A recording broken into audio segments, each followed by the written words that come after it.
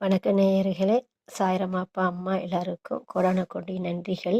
அப்புறம் இன்னைக்கு பார்த்தோன்னா, என்னடா தொடர்ந்து தக்காளியே போட்டுட்ருக்கிறேன்னு நெனைக்காதீங்க. இது வந்து தக்காளியிலயே ரொம்ப காட்டு தக்காளின்னு ஒரு சிலர் சொல்லுவாங்க. குட்டி குட்டி தக்காளி செடியில நெறைய காய்ச்சிருந்தது. ஏற்கனவே இது மாரி பறிச்சு அது கொஞ்சம் வேஸ்ட்டா போயிடுச்சு. இது பார்த்தீங்கன்னா, நல்லா முழு முழுன்னு இருக்கும். நெல்லிக்காய் மாரியே நல்லா கெட்டியா இருக்குது. இது பாருங்க அழகா கொத்து கொத்தா இருக்குது பாருங்க. தெரியுதுங்களா? பார்த்தீங்கனாலே உங்களுக்கு தெரியும். இங்க இருங்க. கொத்து கொத்தா திராட்சை பழம் மாரி கொத்து கொத்தா இருக்குது பாருங்க. இது இன்னும் இன்னும் அப்படியே ஒரு பையில போட்டு ஈரல்லாத பையில போட்டு வச்சோம்னா, இன்னும் ஒரு ஒரு வாரம் 2, 3 நாள் தாங்கும் நல்லாவே. காய் பார்த்தீங்கன்னா நல்லா இருக்குது பாருங்க. குண்டு குண்டா, குண்டு குண்டா, குண்டு குண்டா.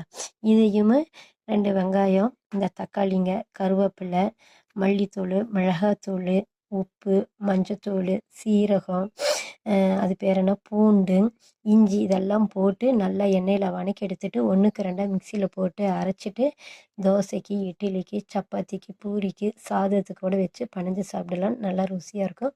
கொஞ்சம் காரம் அதிகமாக வேணும் அப்படின்னு நினைக்கிறவங்க 1 ஸ்பூன் எச்சா மிளகாத்தூள் போட்டுக்கலாம்.